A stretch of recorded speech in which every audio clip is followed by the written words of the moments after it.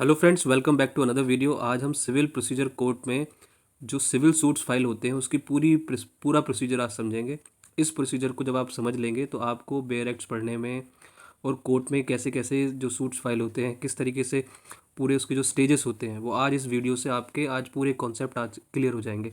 मैंने इसमें वही सेक्शंस रखे हैं, वही ऑर्डर्स रखे हैं, जिससे कि आपको पूरा सिविल सूट किन स्टेजेस पे कोर्ट में चलता है वो आज आपको इस 10 मिनट की वीडियो में क्लियर हो जाएगा। देखिए, थोड़ा सा स्ट्रक्चर समझ लेते हैं बेसिक सा।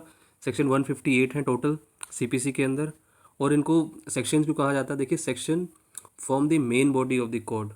ये मेन बॉडी होते हैं, इन्हीं के बेस पे ऑर्डर्स बनते हैं, रूल्स बनते हैं। और आपको ध्यान रखना है, they provide the fundamental principle, they are substantive in nature and can only be amended by parliament. ये सब्सटेंटिव लॉ है, इसको सिर्फ पार्लियामेंट ही अमेंड कर सकता है। जबकि ऑर्डर्स जो होते हैं ये 51 इन नंबर्स हैं, और इनके साथ में इनके रूल्स भी होते हैं। इनको फर्स्ट शेड्यूल में दिया गया है। They provide the procedure to follow, they are procedural and can be amended by high courts. तो बेसिकली इसमें ये बेसिक सा डिफरेंस है। ये प्रोसीजर को डिस्क्राइब करते हैं और इनको हाई कोर्ट भी चेंज कर सकता है। देखिए, इसमें जो मेन दो डेफिनेशन है उसके बारे में समझ लेते हैं। डिक्री किसे कहते हैं? देखिए, डिक्री जो होती है the formal expression of the courts decision that finally determines the rights of the parties.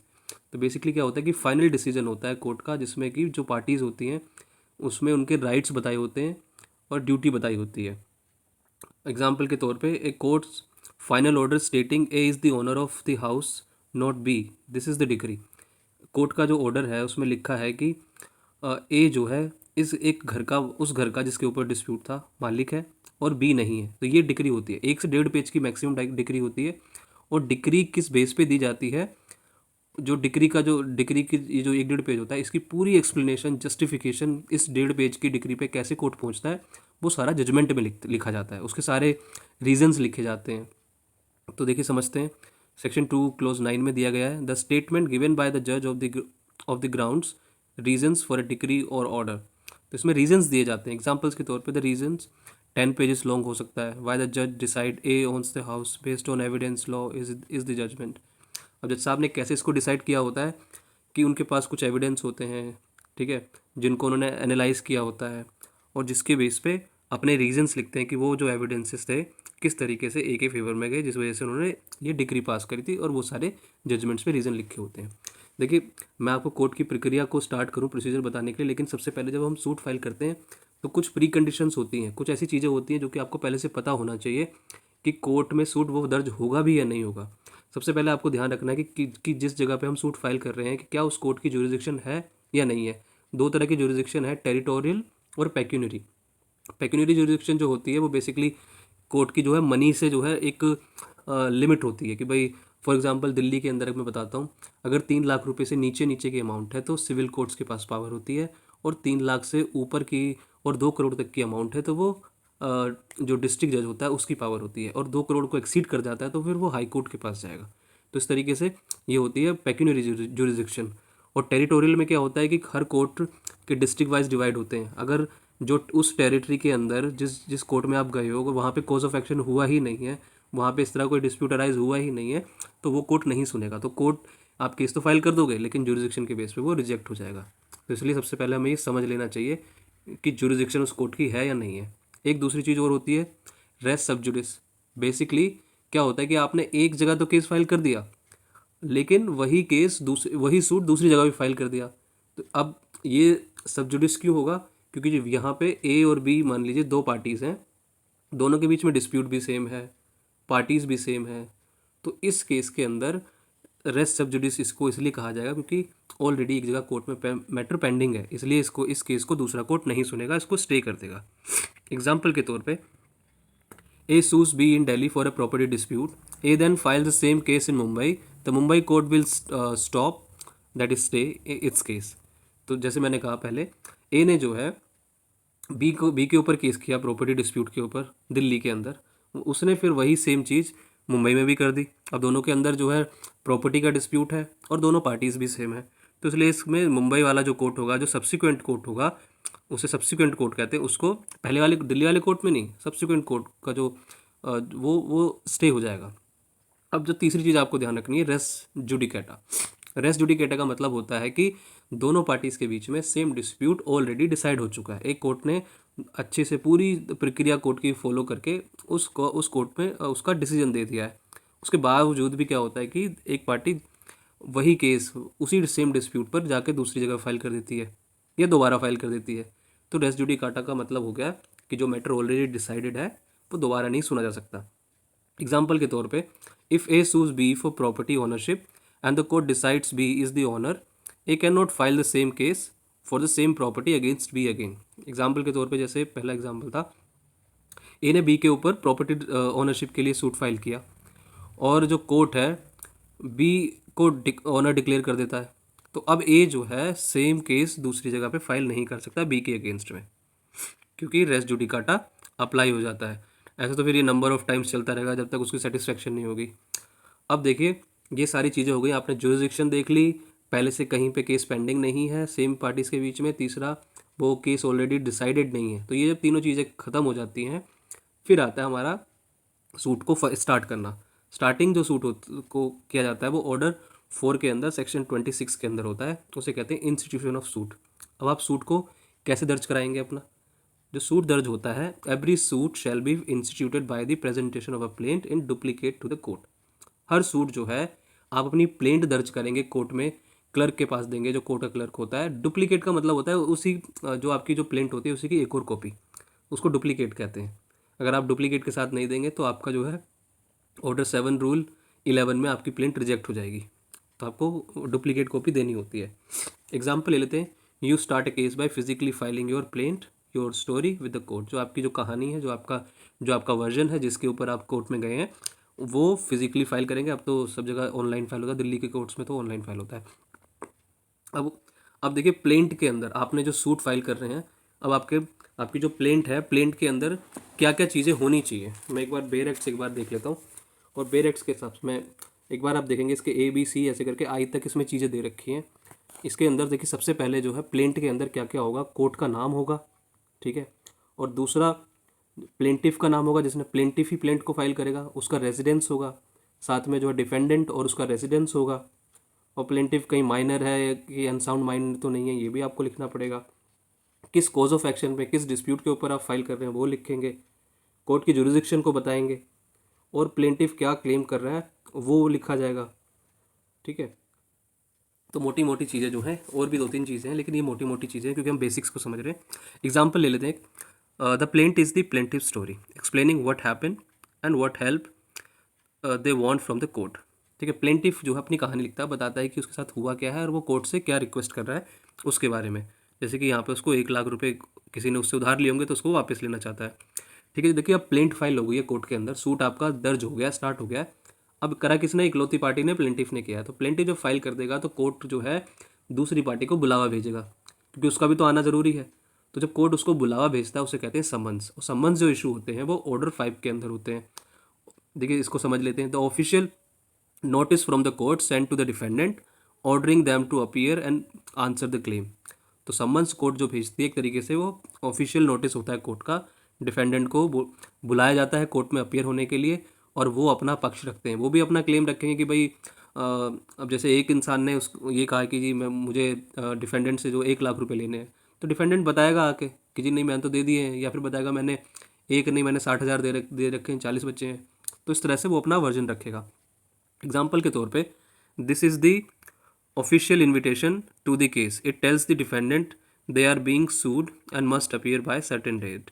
तो इसमें एक तरीके से कोर्ट का ऑफिशियल इन्विटेशन होता है और ये बताता है डिफेंडेंट को आपको इस डेट पे कोर्ट के अंदर आना और अपनी स्टोरी कोर्ट में रखनी है, बतानी है। अब देखिए, जब डिफेंडेंट आएगा तो अपना रिप्लाई जब फाइल करेगा उस प्लेंट के उसमें, उसे कहते हैं रिटर्न स्टेटमेंट, ठीक है। अपना जो रिप्लाई डिफेंडेंट फाइल करता है उसे रिटर्न स्टेटमेंट कहते हैं, ऑर्डर 8 के अंदर होती है। और ये जो रिटर्न स्टेटमेंट है वो आपको विद इन 30 डेज आपको फाइल करनी पड़ती है कोर्ट के अंदर, जब आपको उस प्लेंट की कॉपी आपको रिसीव हो जाती है। और जो टाइम है एक्सटेंड किया जा सकता है वो 90 दिनों तक उसको एक्सटेंड किया जा सकता है।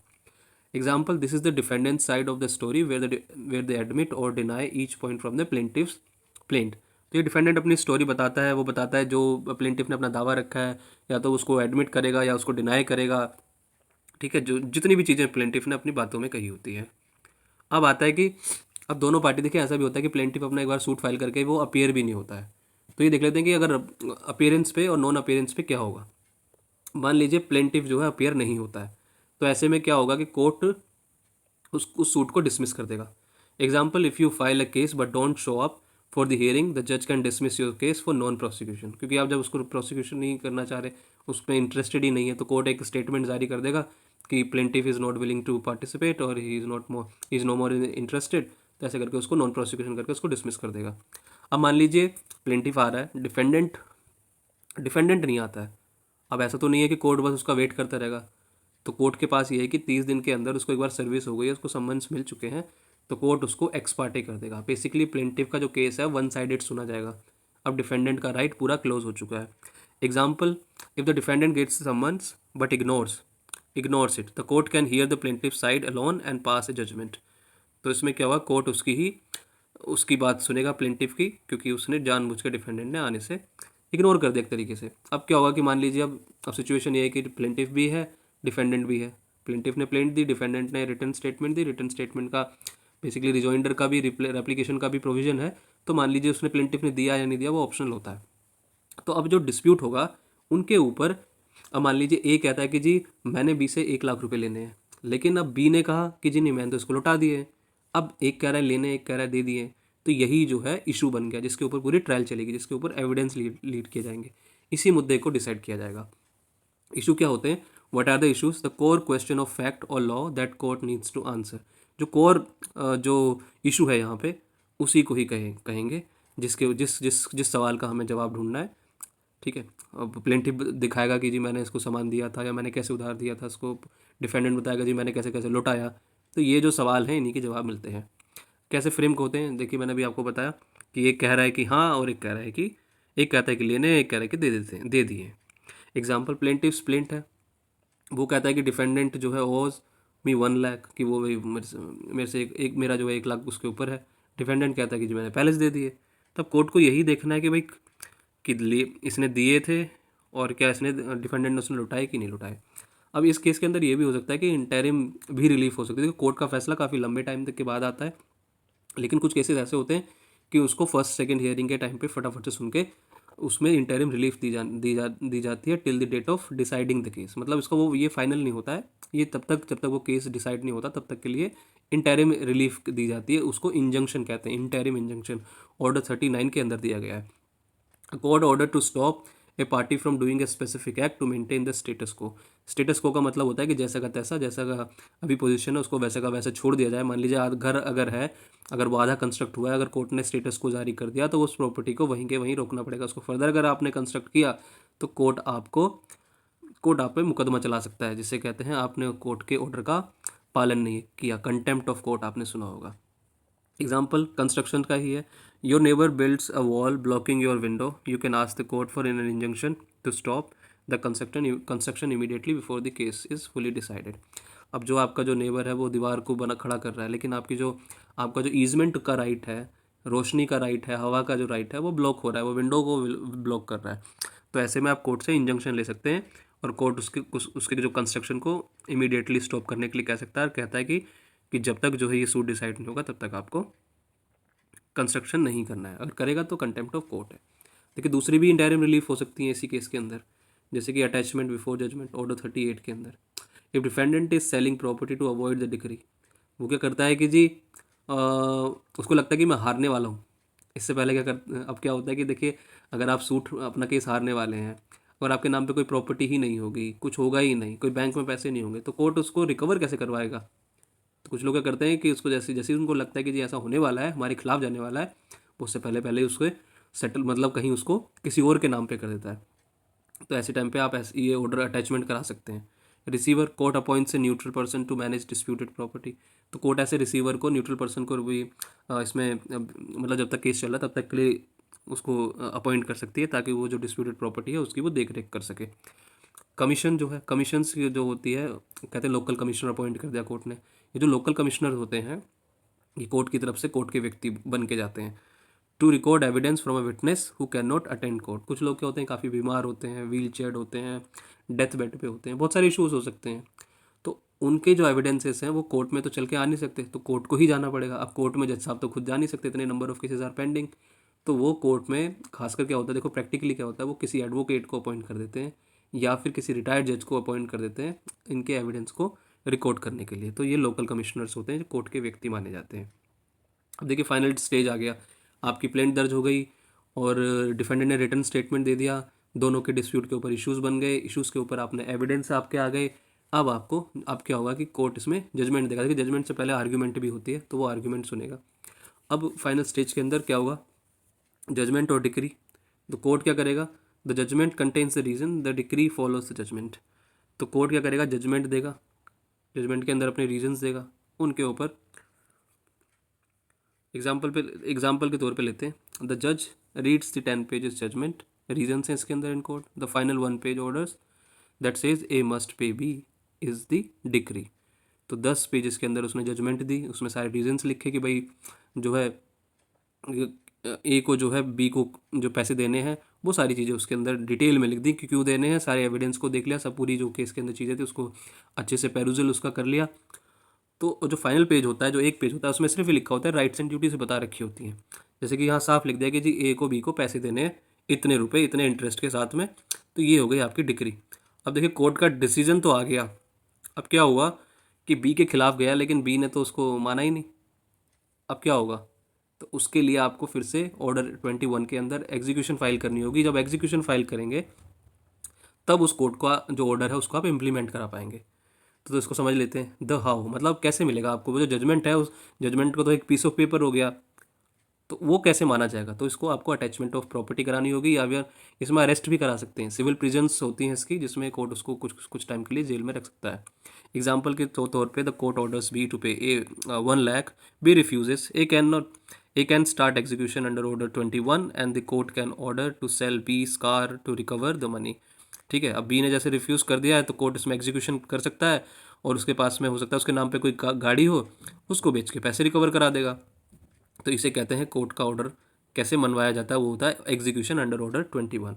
अब जजमेंट के बाद देखिए एग्जीक्यूशन भी हो सकती है, जिसको जिसको डिक्री जिसके फेवर में आई है, जिसके फेवर में कोर्ट का डिसीजन आया, उसको डिक्री होल्डर कहते हैं, जिसके अगेंस्ट में गया उसको जजमेंट डेटर कहते हैं।